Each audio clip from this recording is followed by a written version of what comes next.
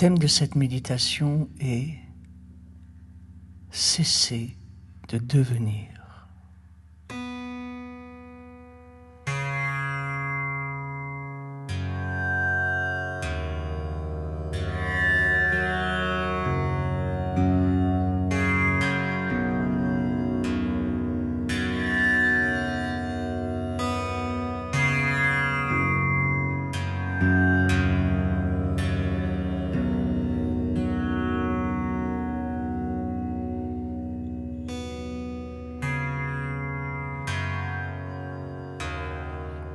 N'est-ce pas notre habitude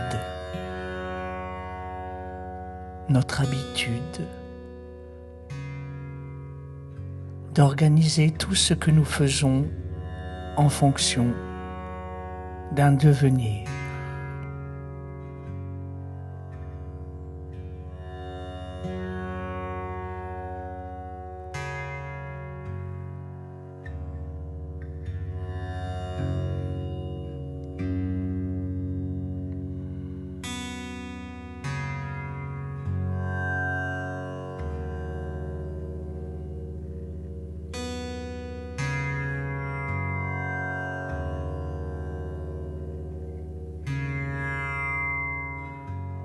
Avez-vous mis en place dans votre quotidien une observation de votre mental? Cette petite voix intérieure qui parle en permanence.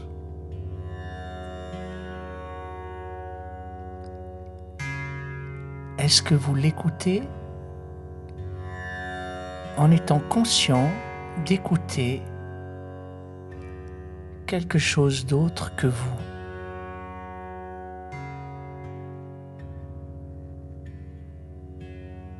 En effet, cette voix qui parle, celle du mental, ce ne sont pas vos pensées. Ce sont des pensées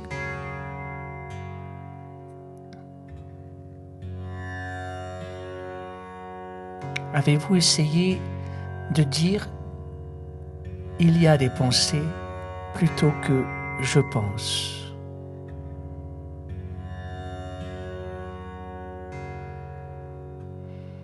Toute la question de la méditation est là.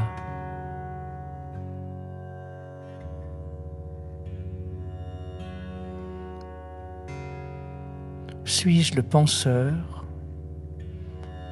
collé aux pensées?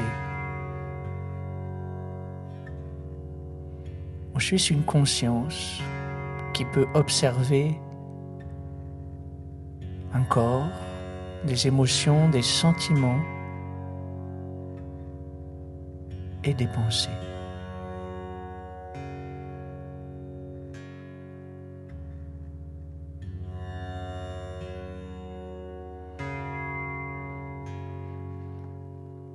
Pour répondre à cela, nous allons commencer par respirer profondément.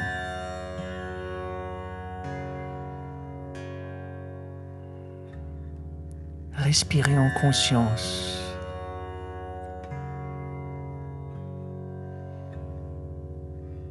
Conscience de l'air qui rentre, de l'air qui sort.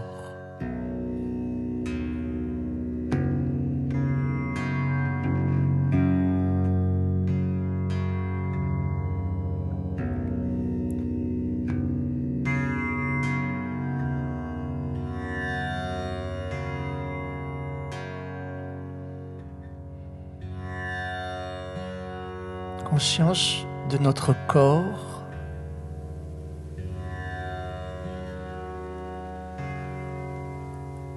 des informations qu'il nous envoie,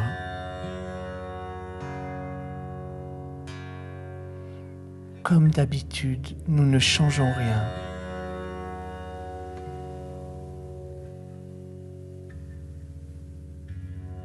Notre corps est tel qu'il est. Il est peut-être fatigué en fin de journée. Cela n'a aucune importance.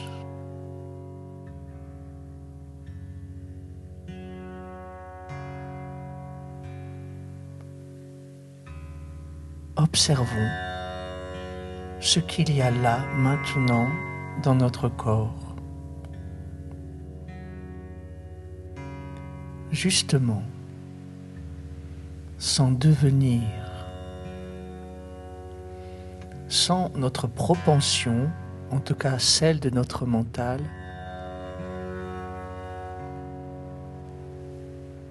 à vouloir peut-être avoir le dos plus droit, à vouloir enlever une tension, à vouloir respirer plus profondément. Observons que tout cela est orienté vers un devenir. La méditation, c'est cesser de devenir.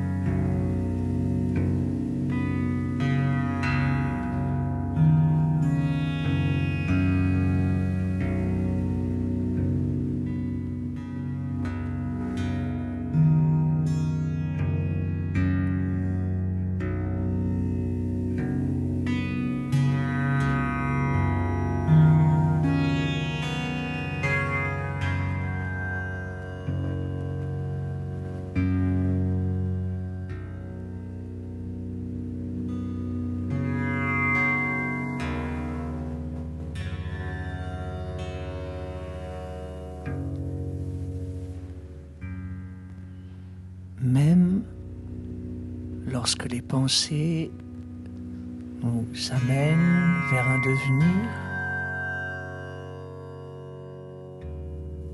qu'est-ce qui reste là maintenant?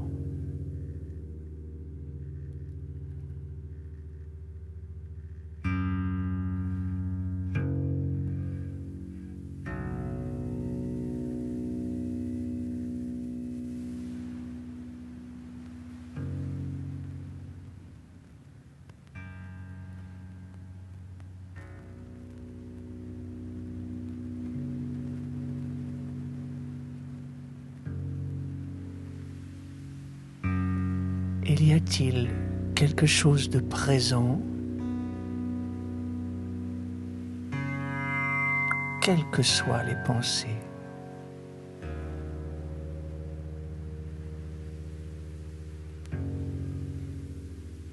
Quelque chose qui, sans effort, ne cherche jamais à devenir, parce que cela est.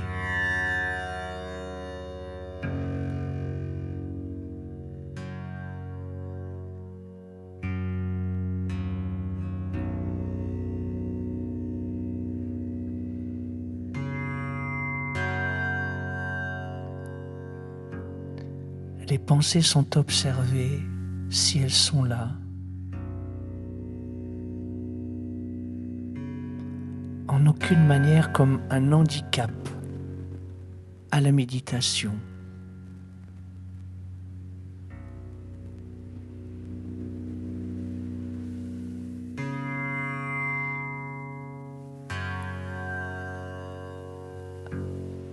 Ce qui est proposé est simplement de ne pas s'attacher ou suivre la pensée. Restons l'espace conscient qui peut observer pensée, corps, émotion.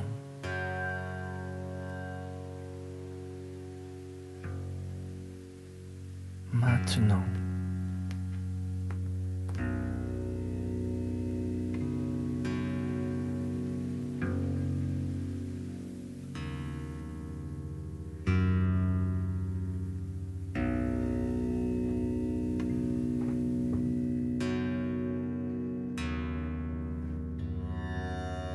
Dans l'espace privilégié d'un temps dédié à maintenant, Cela peut paraître assez simple.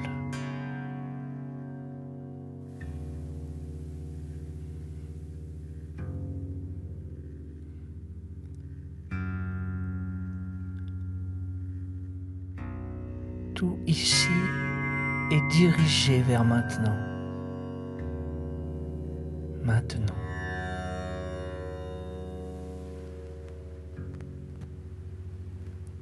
Le nombre d'informations que les sens peuvent recevoir est diminué. Le rythme du monde est ralenti.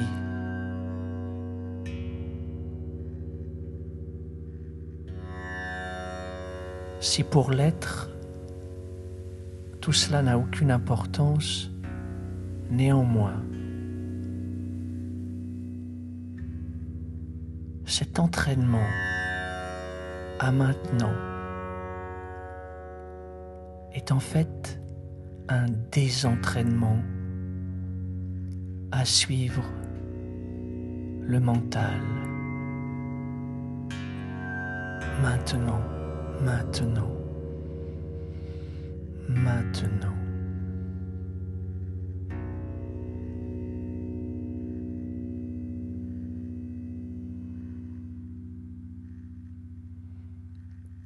Qu'est-ce qui est immobile, même quand le monde manifesté bouge, quand le monde des pensées bouge,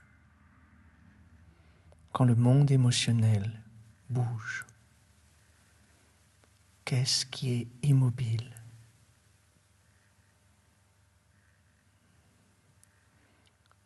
À cette question, ce n'est pas un mot ou un concept qui peut y répondre. C'est uniquement l'arrêt.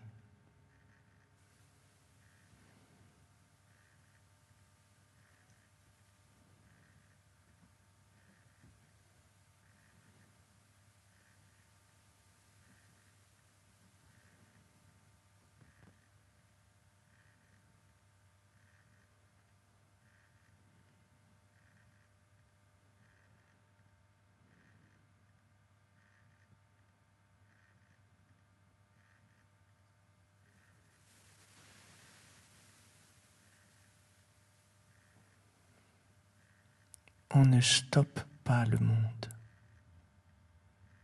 Le monde est mouvement.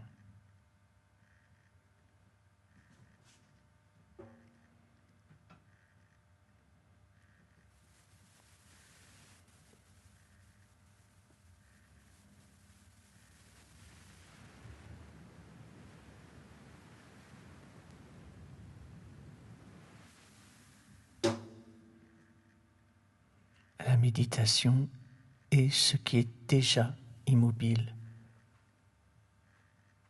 quels que soient les mouvements du monde.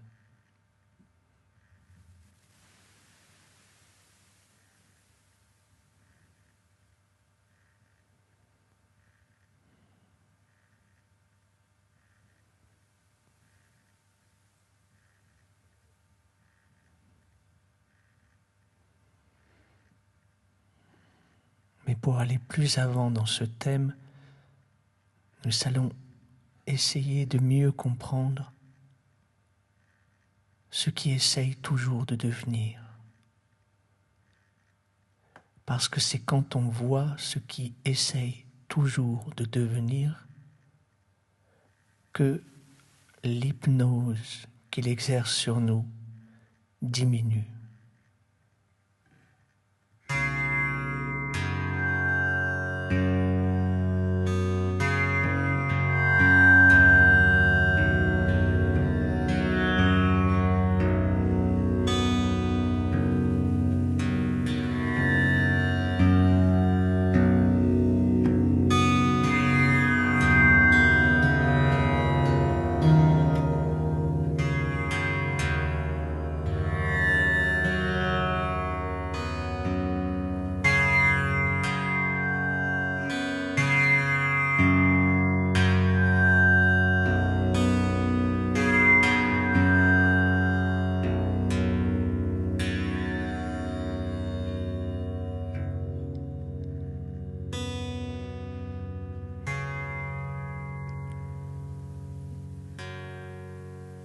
depuis cet espace tranquille, simple, accessible,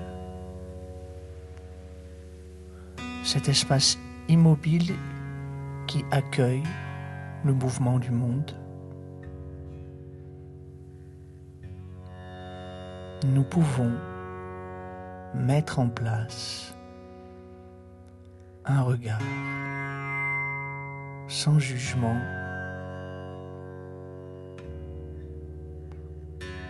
sur notre fonctionnement habituel, c'est-à-dire celui du mental.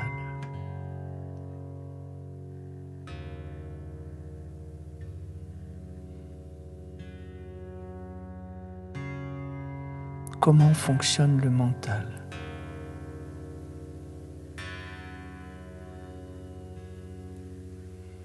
Le mental a inventé le temps.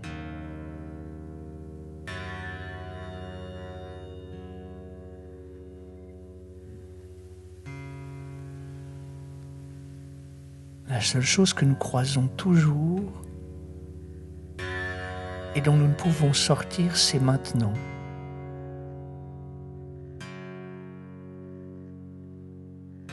Nous n'avons jamais fait une action dans le passé, ni jamais une action dans le futur. Nous n'avons jamais ressenti quelque chose dans le passé, jamais ressenti quelque chose du futur.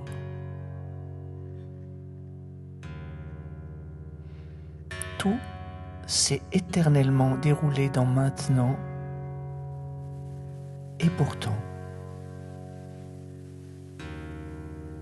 le mental a inventé le temps.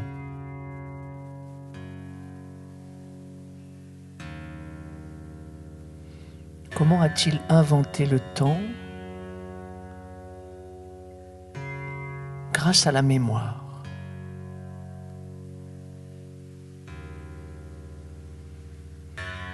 La mémoire a créé le temps. Et nous avons fini par croire qu'il existait pour de bon. Nous avons fini par croire qu'il existait autre chose que maintenant.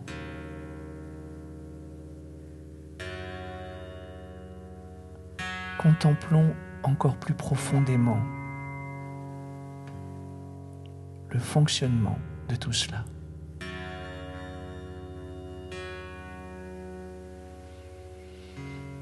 La mémoire a différencié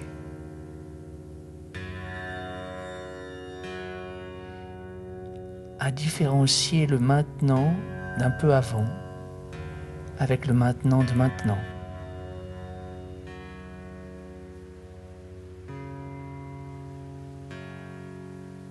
Alors, une histoire est apparue.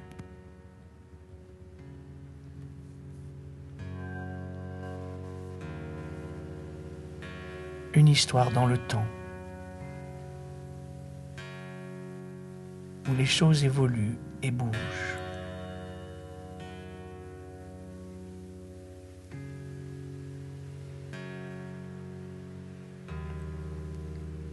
Et puis, le mental s'est développé.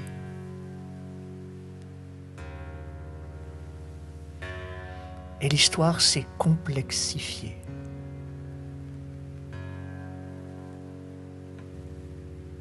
Continuons à écouter tout cela depuis le maintenant, la conscience immobile.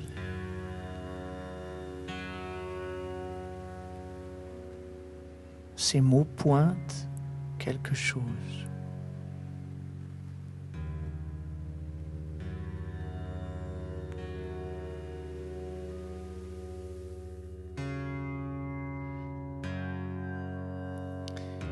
L'histoire s'est complexifiée. Et comme toute histoire, elle a besoin de personnages.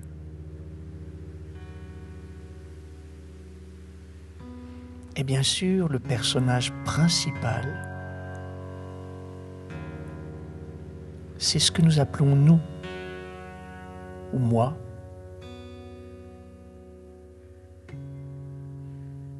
Moi qui est né à tel moment, qui a eu telle enfance dans telle famille. Et tout un historique s'est développé parallèlement à ce personnage. Si ma mémoire ne peut pas se rappeler de tout ce qui a été vécu, certains événements sont devenus saillants et caractérisent un personnage.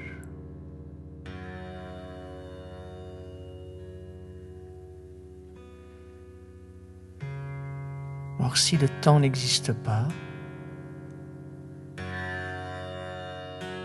si les histoires ne sont que des histoires et en aucun cas des réalités, les personnages, et surtout le personnage que nous croyons incarner,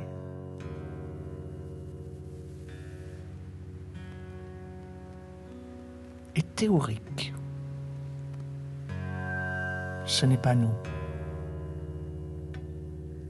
Avec exactement le même vécu, nous aurions pu sortir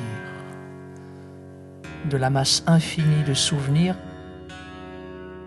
d'autres événements saillants et conclure absolument autre chose que nous croyons savoir sur nous.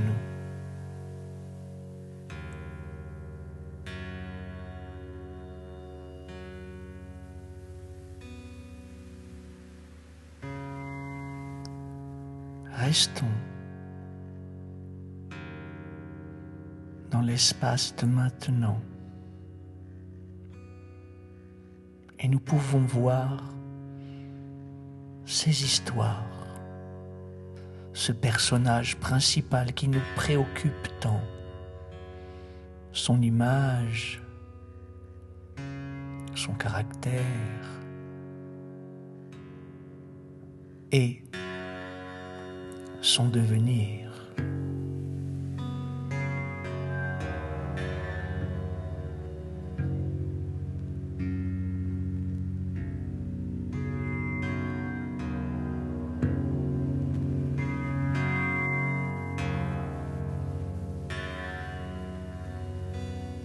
Nous sommes toujours conscients de ce qui apparaît dans le champ de notre conscience. Là maintenant, il nous est proposé d'observer combien nous avons dépensé d'énergie pour ce personnage.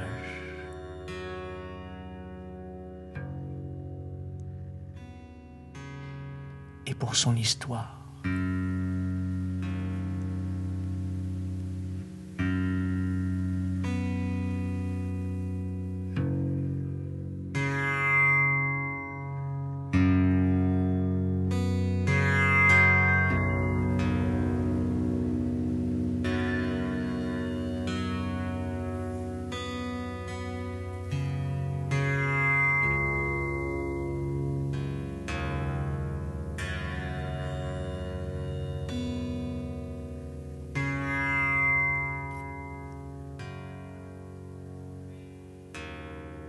Depuis la présence de maintenant, depuis la présence de notre être, qui vivant dans le maintenant, ne cherche jamais à devenir. Depuis cette présence, nous pouvons observer avec bienveillance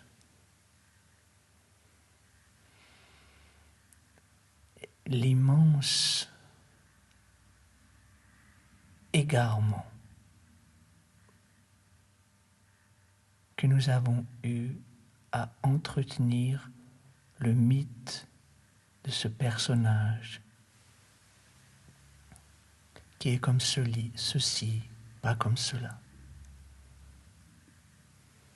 Ce personnage venant tout droit de la création du mental, ce personnage est un concept. Si un concept peut parfois ressembler au réel, un concept n'est jamais le réel.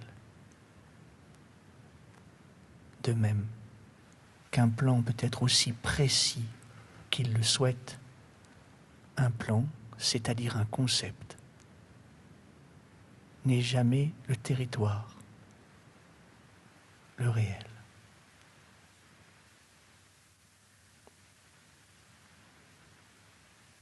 Depuis la paix,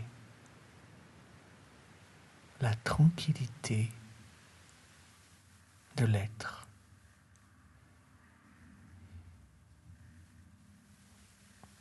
ancré sans effort dans le présent, dans le maintenant, parce qu'il est le maintenant.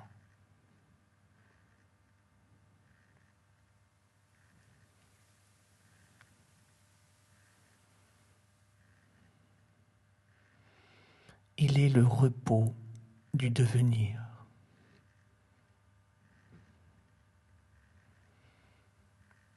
Quand le mental abdique de créer des histoires,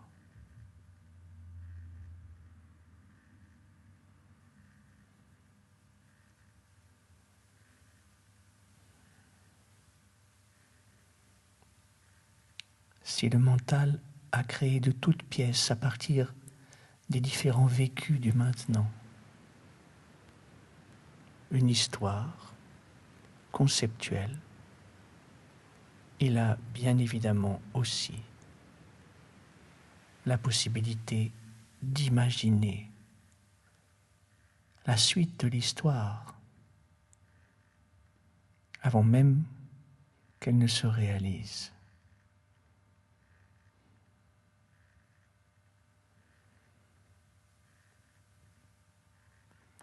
Comment peut-il y avoir autre chose que de la peur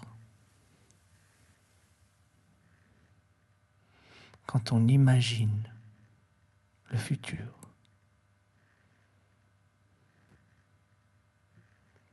Avons-nous le moindre contrôle sur le futur?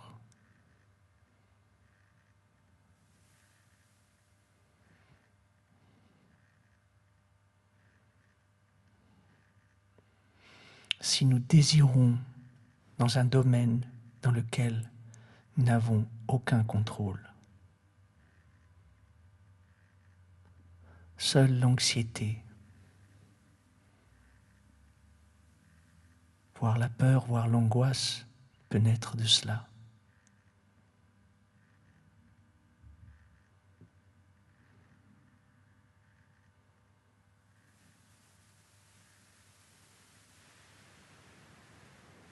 La méditation est un remède à l'histoire, ou plus exactement, un remède à l'attachement à l'histoire.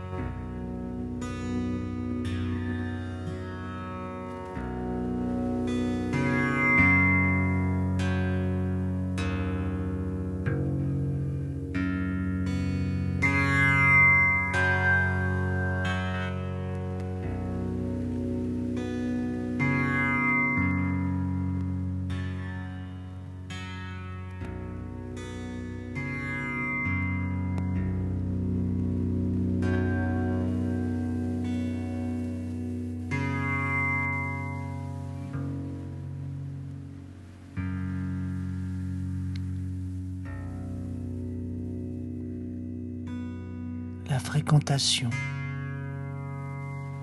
simple, sans effort, sans but, sans devenir, la fréquentation de maintenant, de l'être, de la conscience.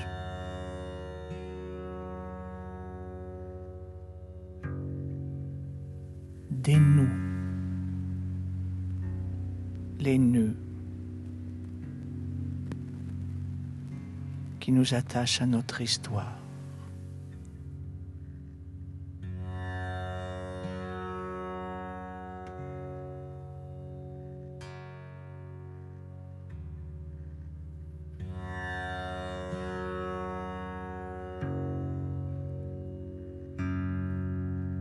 C'est cela, la libération.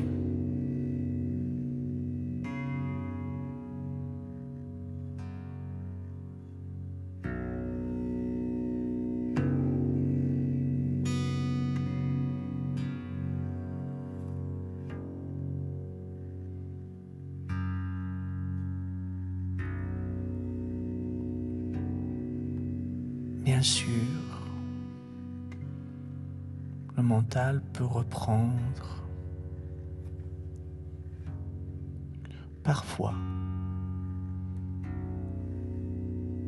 le contrôle et nous projette à nouveau dans l'histoire, dans les personnages, dans le devenir.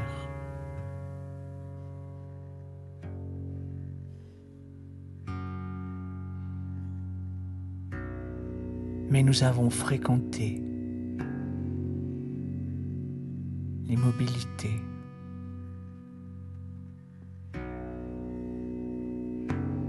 le silence,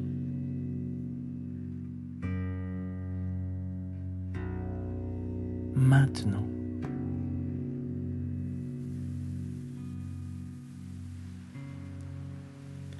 Nous l'avons fréquenté non pas comme un paysage, quelque chose que nous aurions découvert,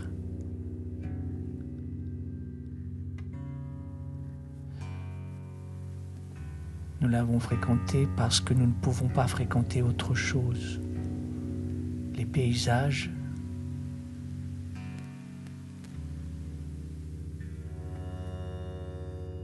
sont le film qui nous est présenté. Les paysages ne sont pas nous. Ce que nous voyons n'est pas nous. Ce que nous ressentons n'est pas nous.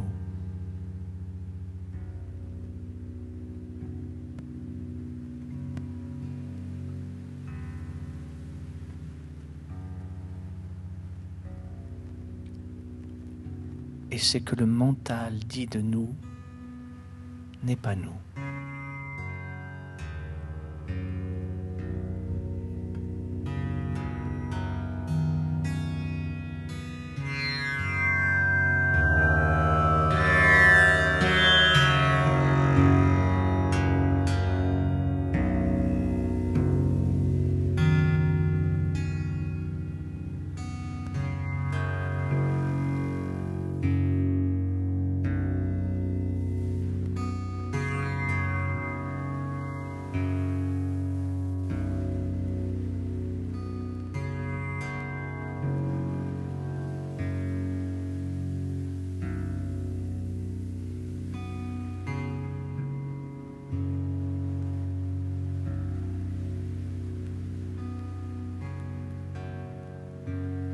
Cessez de devenir.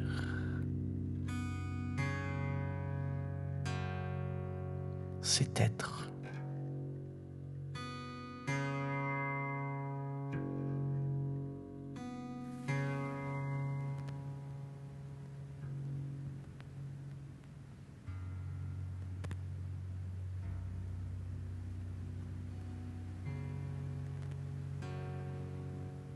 Je précise tout de même que ce n'est pas rejeter le mental, qui est un outil précieux si nous voulons préparer nos vacances ou planifier un travail. Ce n'est pas de ça dont je parle.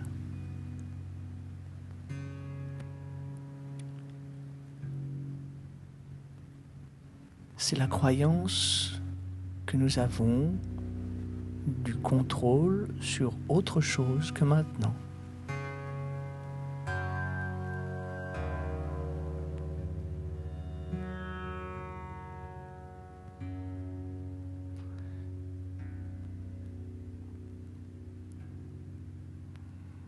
Et même sur maintenant, c'est une grande question. Avons-nous aussi du contrôle? En tout cas, la fréquentation de la méditation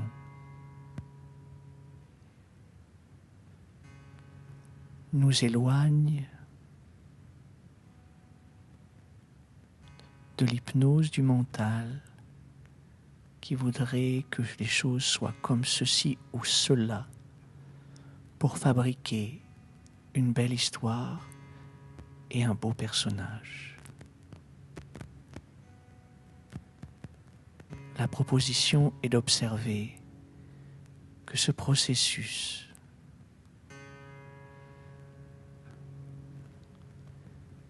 est un exercice de pensée.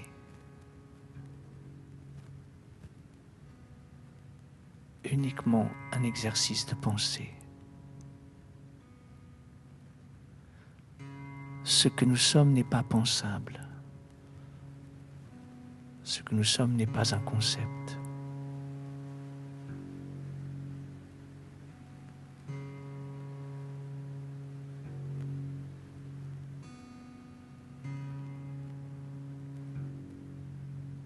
Nous sommes la conscience qui observe, ressenti corporel, émotion, pensée.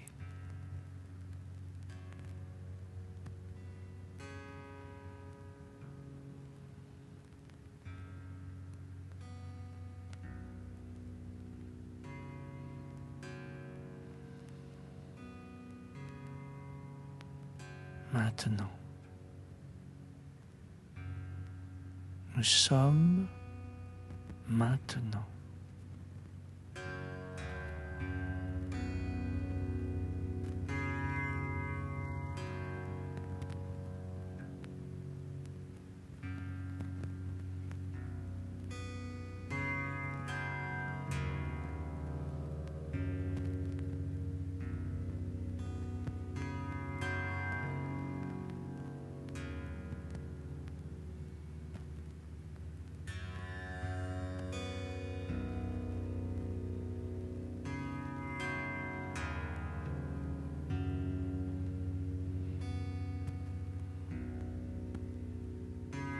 Nous respirons maintenant.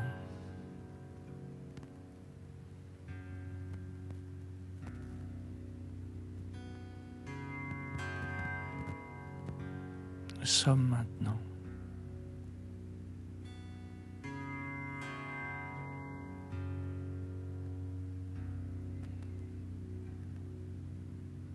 Nous avons allégé le poids de nos histoires,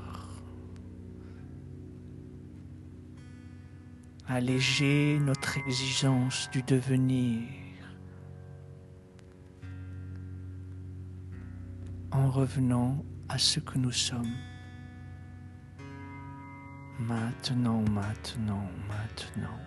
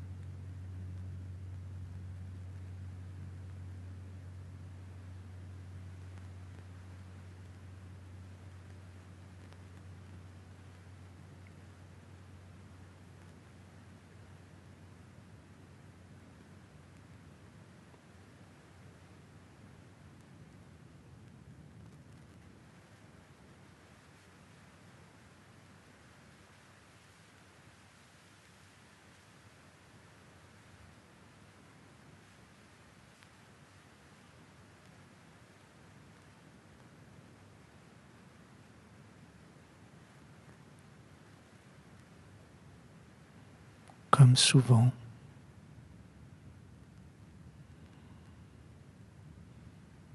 je vous propose d'être très attentif, attentive